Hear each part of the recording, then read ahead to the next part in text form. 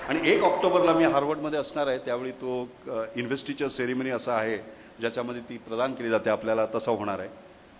तर म्हटलं आता यांना नक्कीच आता तरी ते निदान म्हणतील, म्हणून मी त्यांच्याकडे गेलो आणि परत म्हटलं नॉट बॅड. अरे म्हटलं करायचं काय, मग मी रागावलो बरं का. तर त्यांनी त्यावेळी मला उत्तर दिलं. ते मला म्हणाले, ते मला रमेश म्हणतात, माझं नाव आहे रघुनाथ माशेलकर, पण मला घरची लोक अशी वगैरे रमेश म्हणतात. कारण काय झालं माहिती आहे का दादा, रघुनाथ हे माझ्या ग्रेट ग्रँडफादरचं ग्रँडफादर, त्यांचं नाव. तर आमच्या आईला संभ्रम झाला की आता रघुनाथ नाव तर ठेवलं, पण रघुनाथ नाव हे उच्चारायचं कसं, म्हणून ती मला रमेश म्हणायला लागली. तर ते मला म्हणायला लागले, Ramesh let me tell you की you are talking about excellence, you are talking about ladder of excellence. The ladder of excellence is limitless.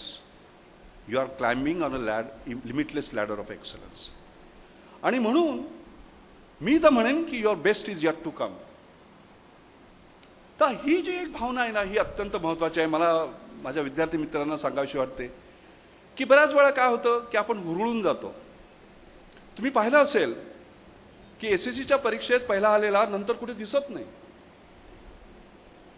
Bachelors degree holder पहिला आलेला नंतर कुठे दिसत नाही. कारण काय होतं माहिती आहे का, आपण अल्पसंतुष्ट असतो.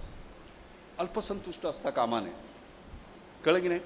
You have to stretch, you have to drive. जसं मी सचिनला पाहतो, सचिन तेंडुलकरला पाहतो, अहो त्याने काय केलं नाही आहे, सगळे विक्रम मोडले, सगळं झालं त्याचं हे ते वगैरे. 20 वर्ष तो तिकडे आज आहे, पण तरीसुद्धा तुम्ही त्याला काल जर ऐकलं असेल, कळलं का, त्या कार्यक्रमामध्ये, तर तुम्हाला दिसतं की तेवढीच मेहनत आज करतोय आणि म्हणतोय स्वतः की मला अजून इम्प्रूव्ह व्हायचं आहे. आणि म्हणून एक संदेश तुमच्यासाठी द्यावासा वाटतो की आज आपल्याला शिष्यवृत्त्या मिळाल्या आहेत, तुम्ही पुढचं शिकाल वगैरे वगैरे. तर तुम्ही काय अचीव करायला याला लिमिट नाही.